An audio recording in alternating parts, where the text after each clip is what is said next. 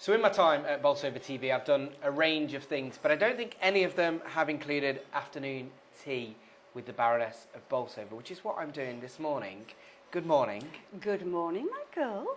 I don't know really where to go with this because there are so many things that I have to ask you that I think the best way is to let you take it away.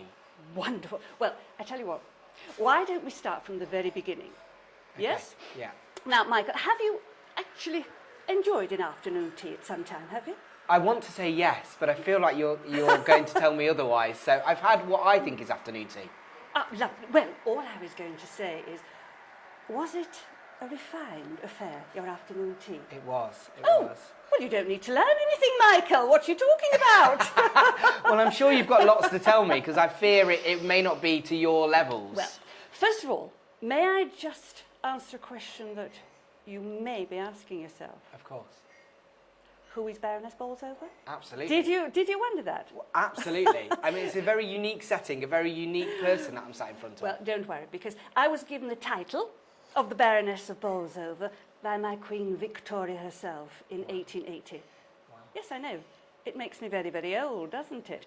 But no, I moved up from the south of England in 1879 when my son became the 6th Duke of Portland, and with that title inherited Bolsover Castle and Welbeck Abbey. And that is why we moved up here, you see. We're in Derbyshire. Are you from Derbyshire? I'm not, no. Oh, no. do you come here often? I do come here often, Oh, lovely, yeah. lovely. Well, all I wanted to say is, you see, I did so miss my afternoon teas with the ladies in London. And don't get me wrong, we did invite men to afternoon tea. Did you? Well, actually, that is the question that I'm often asked. Did we invite men to afternoon tea? And I have to say, yes, of course we did. But, well, under certain circumstances, well, they had to be extremely wealthy. A title always helps. Have you a title, Michael? I don't currently, no. Oh, would you like to be, well, Count? Count Michael? Count Michael, That's yeah. lovely. Yeah. We'll call him Count Michael from now on then.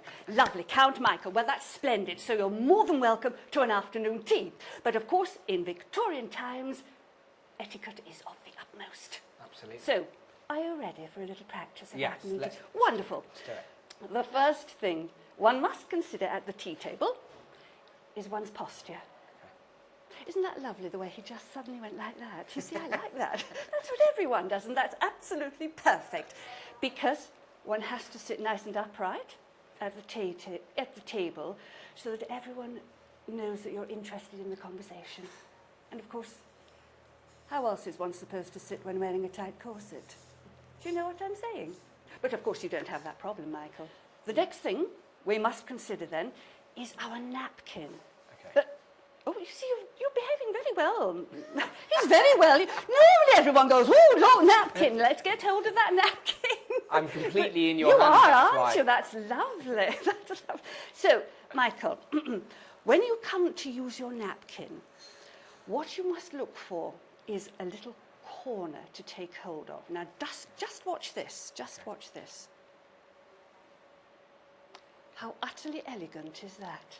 Wasn't that elegant? It was. It was. Now, perhaps we should try it, shall we, Michael? Yeah, So let's. please do look for a little corner. I'm so on edge. I don't know if I'm going to find a corner. Okay. You might have to look hard. Okay, I've Yes, got one. oh, yeah. right. Wonderful. Now just take hold of the corner and allow that napkin to cascade gently to the floor. There you go. Oh, look, you are doing wonderfully, Michael. Well done. You need to give it a little shake sometime. No, not too much. Oh, okay. No, that's a little bit too much, wasn't it? Just a little shake, Michael. Okay. Now, and then we take hold of the napkin. Because it's rather large, we fold it in half, like so. Okay. Like that.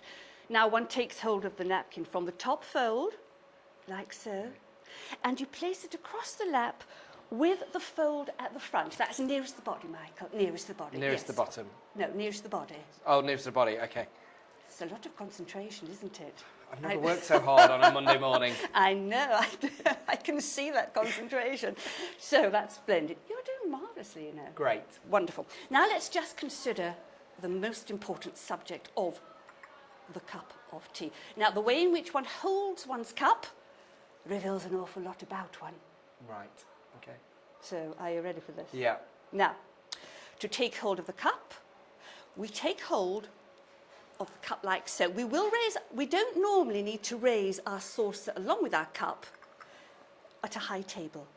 You see, in Victorian times, we took tea from very low tables, you see, so we had to raise our saucers along with the cup.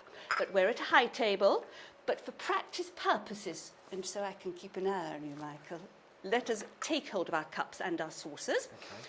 Now, we take the thumb and the first finger, like so, and we place it through the cup handle and just squeeze very gently. Now, Michael, we don't hook through there. Look at that. A little thumb and first finger, just squeeze very gently. Oh, that's lovely. Yeah. Now, the secret, this is the secret of this, you see. You allow the cup to sit on the middle finger. Right. So, squeeze those two fingers. Look. Oh, can you feel that that's sitting on the ridge? Absolutely, yeah. Yeah. Can you honestly, Mike? Yeah, yeah. Lovely, yeah. you see? Absolutely. That is the difference. So you're now ready to take a little sip, but do watch as I take a sip. It is very little. Now, did you notice, Michael, that my little finger stayed well and truly tucked in? I didn't. Did you not? Now, because, you know, it's often thought to be the height of sophistication to do this, like that. Yeah. But no, no. The aristocracy keep their little finger tucked in. Okay. So are you ready to have a little sip now? Absolutely. So a cup of tea always allows or insinuates that a conversation is incoming, of which I love to have a conversation, Baroness. It's why I'm here. Do you like a little gossip as well? I Michael? love a little gossip. Well, there you go. But before we do that, I have to ask about the delicacy that's in front of us.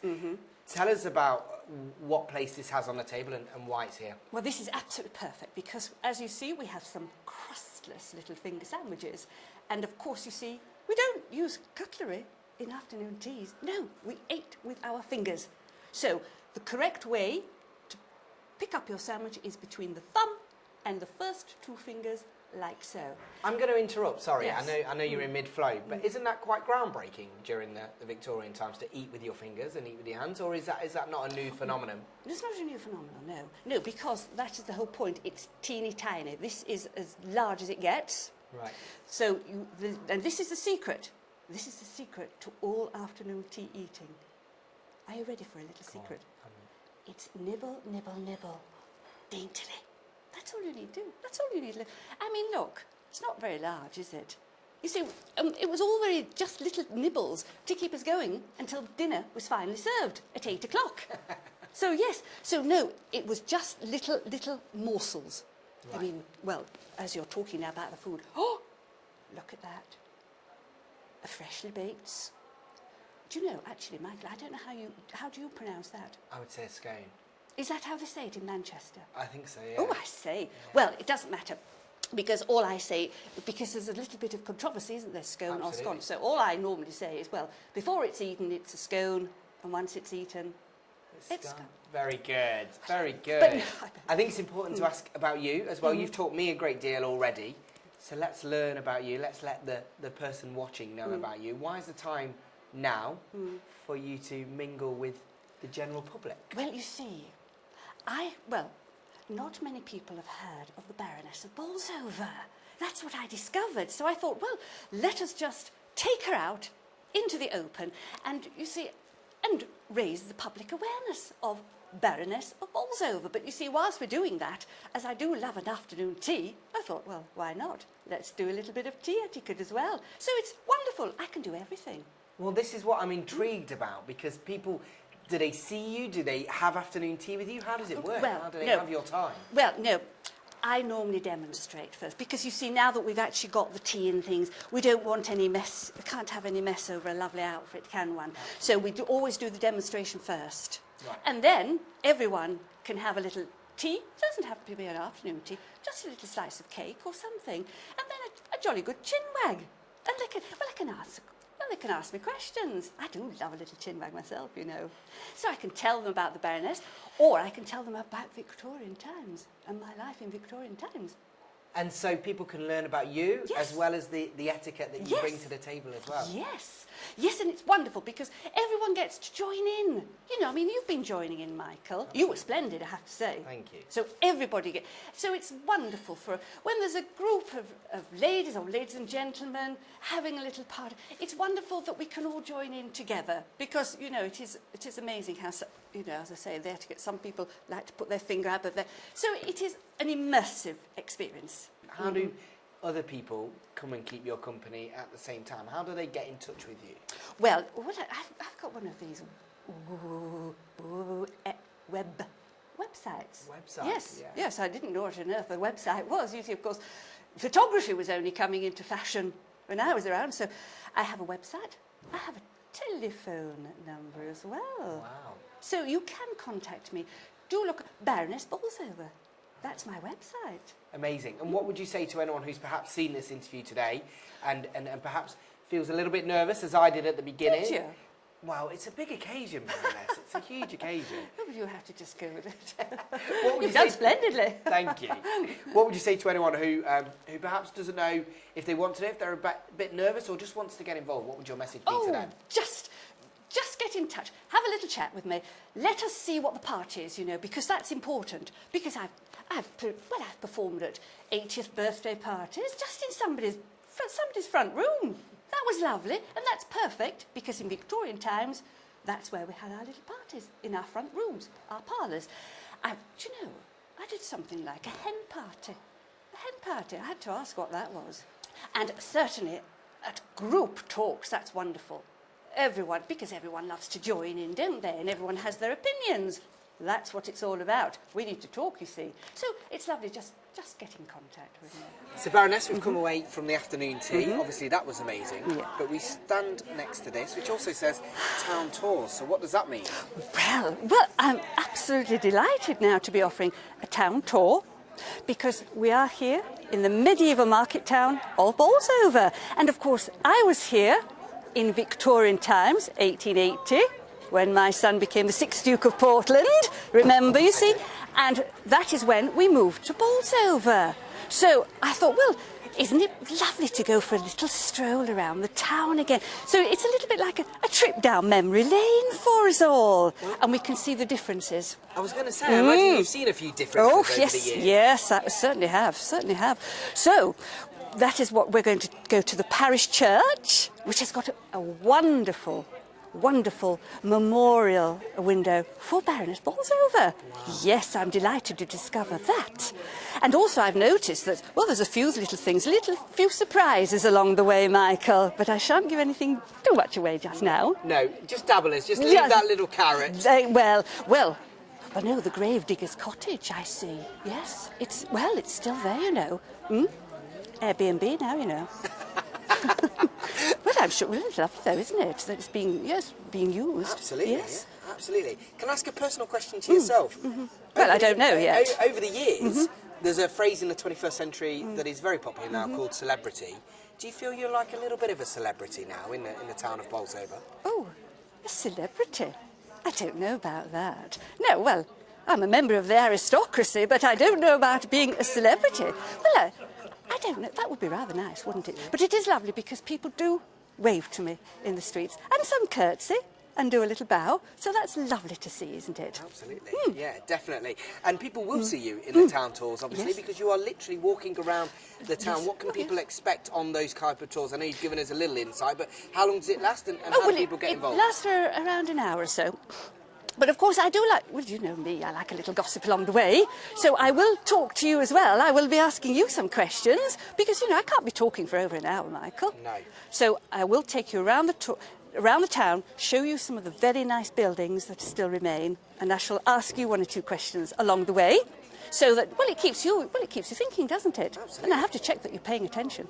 Absolutely, absolutely. How do people get involved then? How do they get involved? Well, as you can see here, we have a band. Now look at this funny old thing here. This is Scan Me. I mean, we didn't have this sort of thing in my day. But, you know, apparently it's very easy to use, so you just you know, do that with one of these phones. But, of course, I have a website, baronessbolsover.com. And, well, I have a phone number as well. It's a whole new world, isn't it? It's a whole new world. You see, photography, that was only coming in when I was here.